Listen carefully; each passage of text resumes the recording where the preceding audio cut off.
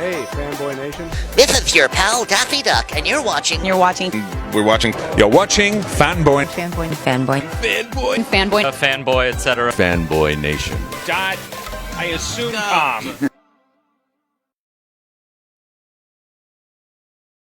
Always a pleasure to chat with you. I met your dad when I was 19 years old at the ice skating rink in Santa Rosa, so that was always important to me. Before we get started with everything else, besides this being absolutely phenomenal, you do address in the special about Franklin being seated at the table, and especially from the old Thanksgiving episode, the Gen X mindset for myself, being first generation American and an overcrowded family, was, wow, he got all that elbow space. And then by today's standard. Oh no. Lost him. We lost him? I think that we just lost him. Oh, he's back. I think that this happens sometimes when your internet connection is not super stable. Right. RC, can you hear us?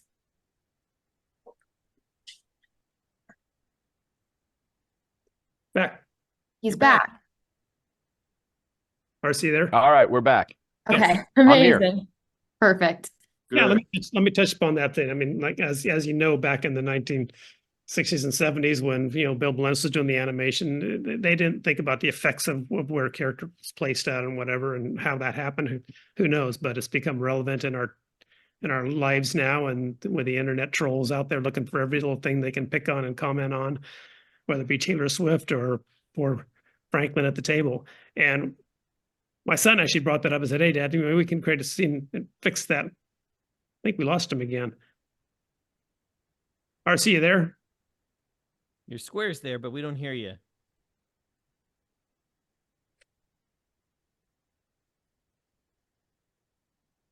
Oh, no. Uh-oh.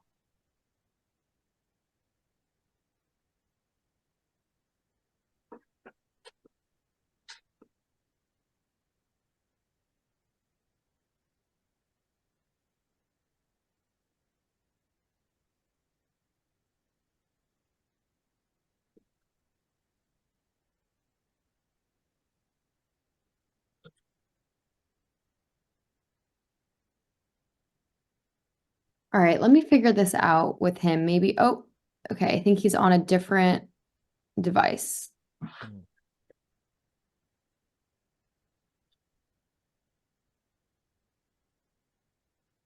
I'm so sorry about that. It was a very strange connection.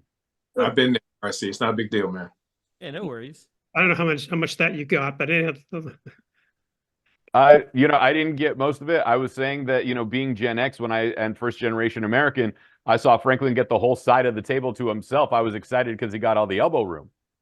yeah, That's thinking positive, RC. that's a good point. It all depends on your perspective, and the perspective of today's world and the trolls on the internet is, they're looking for something they can critique and spread around the world. But Rob looks at it in terms of, from my dad's perspective, his friends say, well, Sparky Schulz was a racist, and that's why he did that. Well, number one, he wouldn't have done that, and he was as far from a racist as you could ever find. But on that one scene, it was something that always had kind of bothered my son, because he's on the internet way more than I am, and he kept seeing all these trolls talking about and so forth. And so he brought it up. So he said, "Hey, Dad, we write this story. Can we put that scene in there and correct that?" And that is a matter of just kind of working it in the story organically, so that given the story we had, it could evolve into that one scene, and they would embrace Franklin, not only to the table side, but to the neighborhood. And it culminates in him coming over there and joining the gang and being embraced by it. So we try to solve that little internet buzz. Having one scene take over the legacy of the Schulz contribution to the culture really bothered me. It's just a brief moment of short-sightedness and ham-handedness, and for it to devolve into this kind of accusation against Schulz really bothered me. This was my friend. Sparky was an amazing human being, one of the greatest men who's ever lived. Forget about cartooning for a second. He's one of the best human beings who's ever been here. So I just felt that I think we've removed the curse, and it's a great feeling. And you guys did a phenomenal job. what's it called? Greg, your dad's always made me tear up with the cartoons and everything else. My dad was a Schroeder guy. I'm obviously a Charlie Brown guy. I've shown you all the pictures of me dressed up as Charlie Brown as Halloween, and still have a Knott's Berry Farm past. That's how much I love it.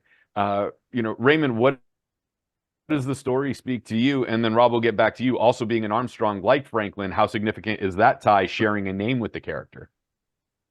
What it meant to me, what I really loved about this story was just seeing realistically how friendships grow. Franklin comes in thinking that he has to just, put his best foot forward all the time to have people be his friend. And through Charlie Brown and through his connection with Charlie Brown, he realizes the more authentic you are, the more you let people know who the real you is. Let him see that you're scared or frustrated or angry. It's going to bring the right people to you, the people that you're going to have the most in common with. And I love that. I think that's really a great thing for kids to see and for adults to be reminded of, that we can let our guard down and see how much we all actually have in common. Yeah, I met Schulz. I met Sparky Schulz when I was brand new in the business.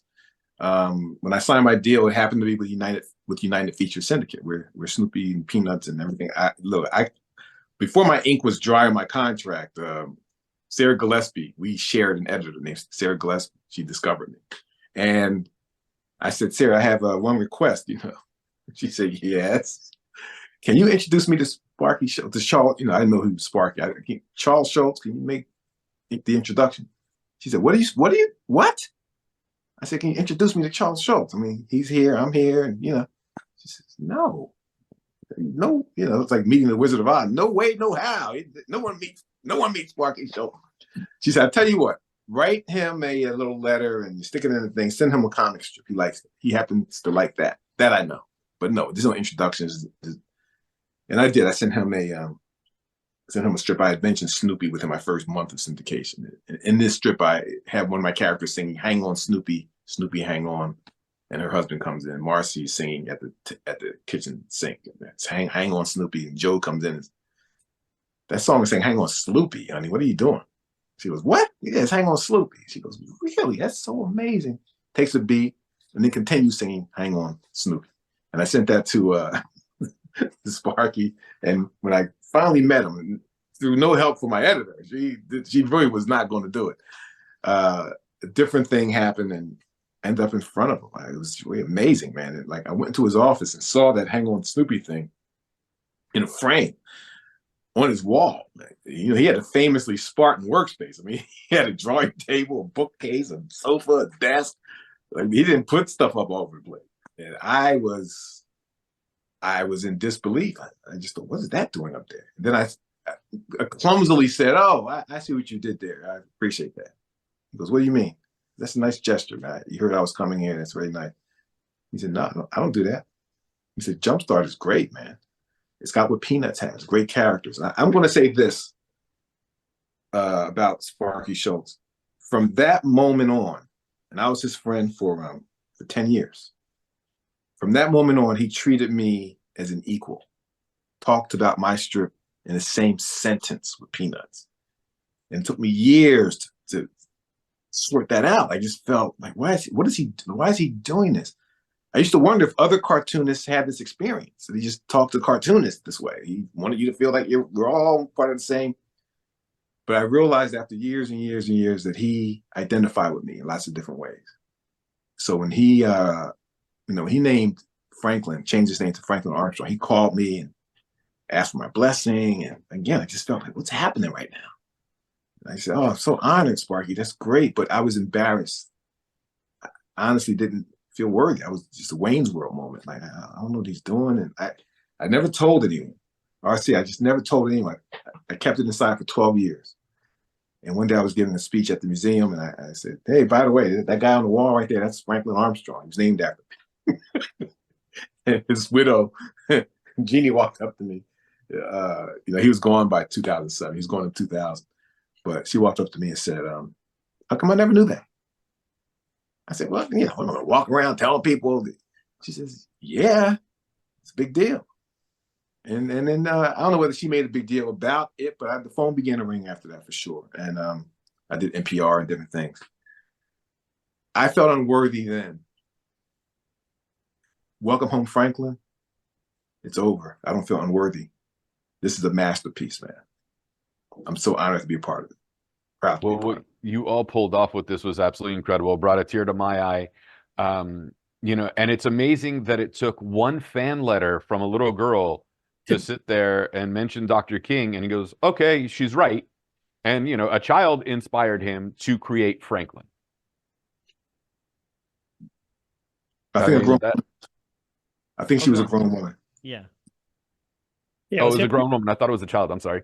Eric Bookman was a grown woman. She was a school teacher, and she'd been reaching out to all the cartoonists to try and put a black character in the comic strips, and none of them responded other than my dad. And my dad felt it was time. He probably knew his time earlier than that. It's just a matter of how he was going to handle it. And that, you know, was the internal struggle for him. You know, how do you handle a black character when you're not a black person? And, you know, in Sebastopol, his world did not revolve around that community at all. So he wasn't like, he couldn't like call Rob back then and say, hey, Rob, help me out. I got a black character. I need you to help me write the comic strip. And he did it on his own. You know, he got to reach out to Rob. Hey, Rob, you know, we don't know what the hell we're doing. Help us. That's why He would have. was so even tempered, because I think my dad knew that it was so easy to offend somebody that he said, we got to make Franklin. Franklin is so well-grounded, a lot like Pigpen. Pigpen's well-grounded. Those two characters, the most well-grounded characters in the whole TV universe. And that's why we love him so much. Yeah, it's well said. And just meeting at the beach. Unfortunately, I got the 1 minute warning, and I know, you know, the episode comes out, or the short film, what are we calling it? You know, I want to make sure we get this right, but it's coming out on February 16th.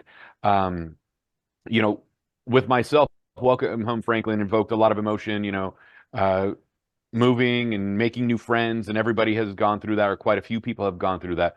What would you like parents to get from it, as well as watching it with their children?